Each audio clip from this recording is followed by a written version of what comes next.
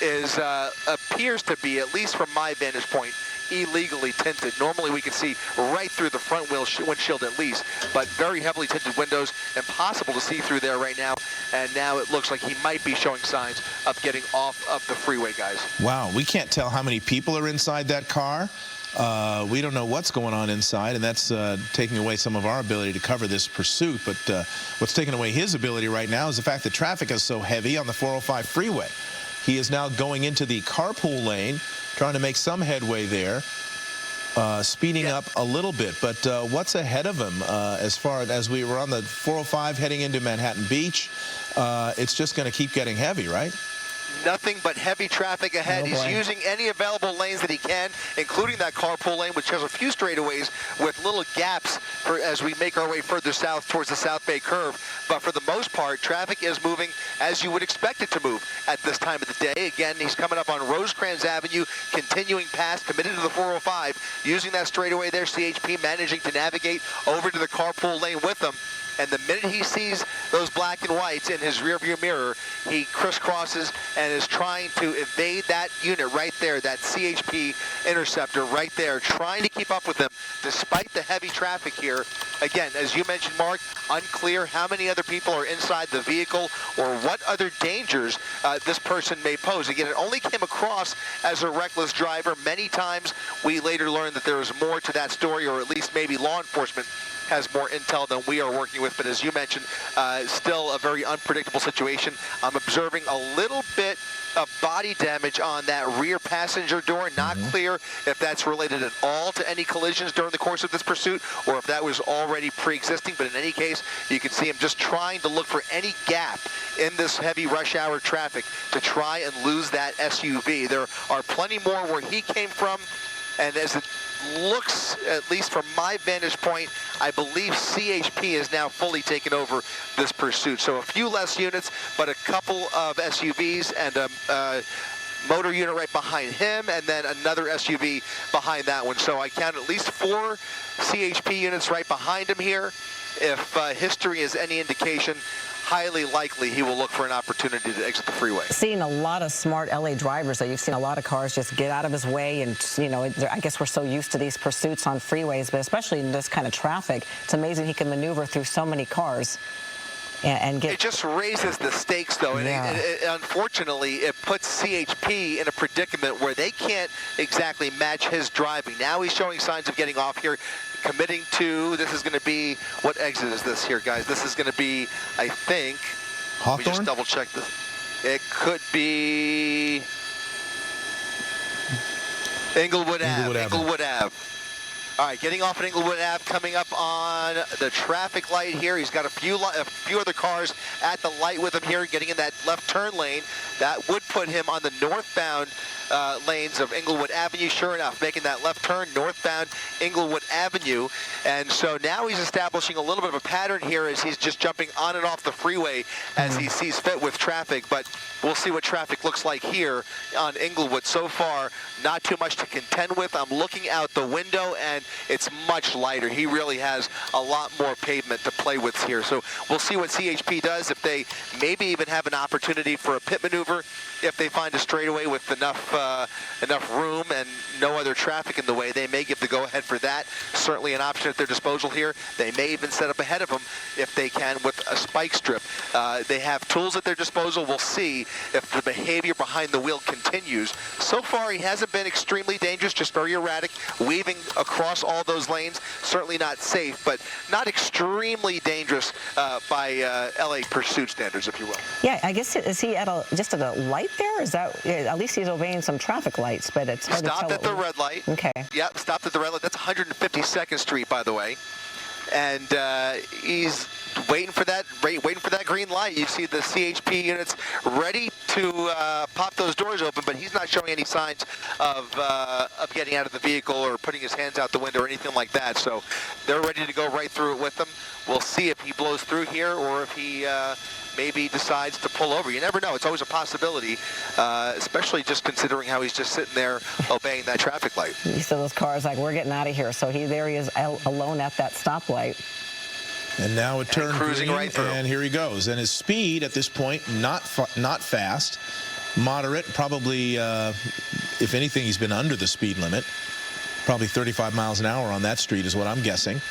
Yeah, and by the way, when he was on the freeway, even when he had room to play with, he was only doing about 60 to 65 miles per hour, which again is well within the speed limit on the 405. So he's not breaking any speed records, but he's certainly refusing to pull over, and certainly they have observed some reckless driving over the course of this pursuit that they were certainly extremely uncomfortable with. Now, if it is indeed just a case of reckless driving, and he continues, especially if he gets into more traffic and more high pedestrian trafficked areas, they will make a calculated decision to maybe just pull off of this one. If it continues, and again, assuming it's just a case of reckless driving and he continues to drive relatively safely, it's certainly an option. We've seen it happen many times, more frequently in recent years, but you can see they are continuing to follow him. It is in hot pursuit mode, but it has also been in tracking mode at other points, and they may decide to use that as a tactic as well to take some of the pressure off and see if he decides to pull over voluntarily. This initially he was reckless, but also a suspected DUI. Was that part of the issue when that had the sheriff's latching onto this vehicle initially? I have not heard that. I have not heard that. It's a possibility. I have not heard that. So far, we're only aware. A reckless DUI. Okay, so I'm being told reckless DUI, alcohol in play here, and so that will certainly play into the decision making as well. But again, considering the driving that we're seeing, it's not the most dangerous of pursuits. They don't want to make it a dangerous pursuit if they don't have to. So they're going to follow at a safe distance here and use every ounce of patience with this driver, and hope that maybe he comes to his senses here and just pulls over peacefully. Right, we can only hope so. And then I don't know about those dark tinted windows in the front windshield, but are those even legal? No.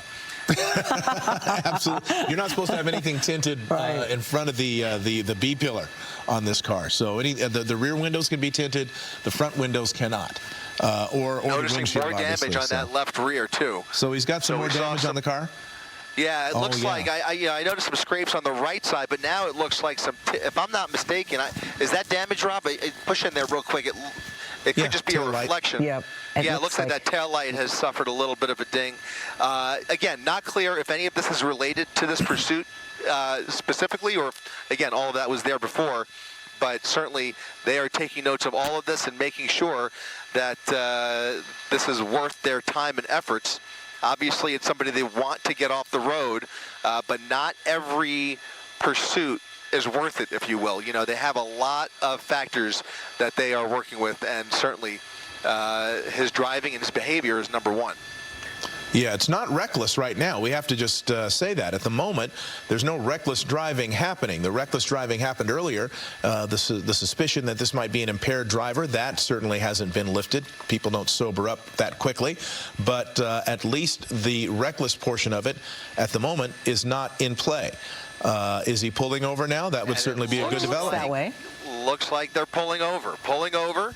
We are at Englewood. Might be a female driver, I'm being told. Pulling over at Englewood. Rob, what's the cross street there? If you guys have Sky Map up, we're at 135th Street, just north of 135th and Englewood Avenue. All right, let's watch this unfold. Officers, yep. Code 6, this is what they call it. Officers with their guns drawn, officers out of their vehicles, and they're going to start barking instructions very, very carefully and methodically, hoping that door pops open. Don't want to see just the window come down. That door needs to pop open completely. They can't see what's going on through that driver's side window. And once that door comes open, the next step, obviously, is seeing those hands in the air. So they are looking for those two things. Open door, hands in the air. Perhaps they will ask him to turn the vehicle off and drop the keys.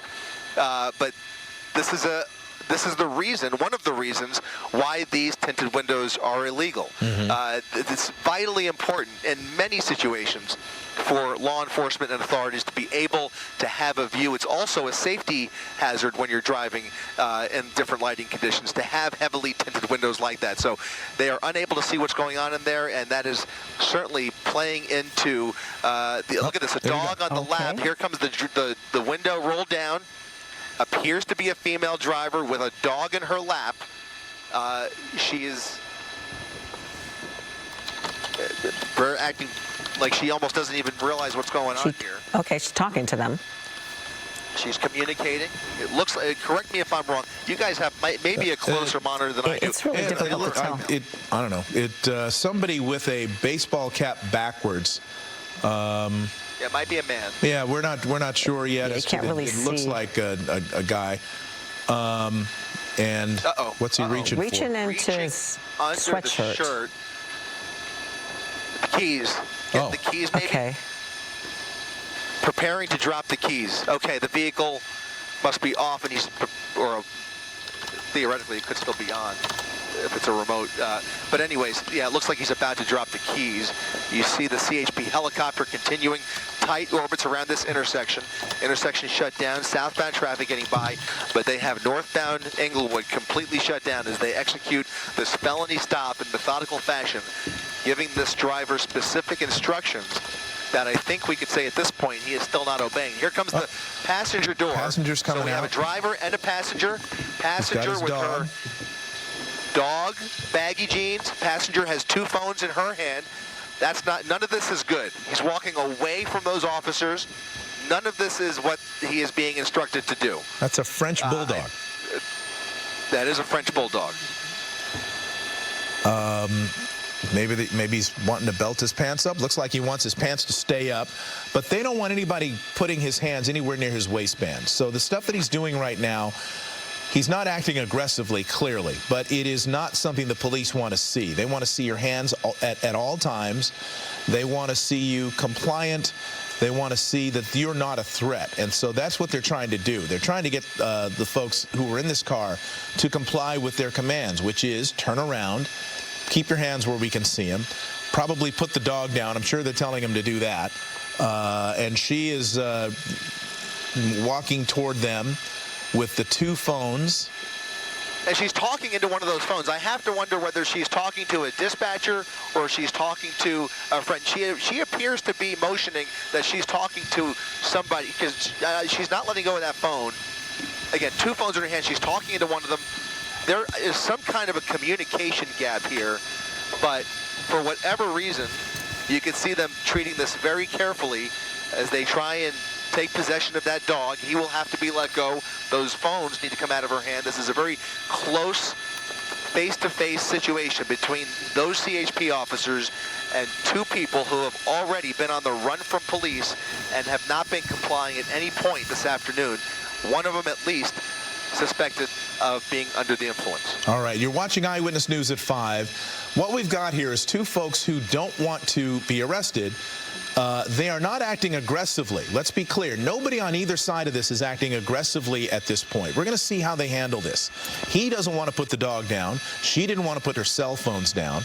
They're talking to him now. It's clear he's not threatening the officers. He doesn't want to put the dog down. They're probably talking to him saying, look, we'll take care of the dog, but you got to come with us because of what happened here. Again, this was a person who was evading police and for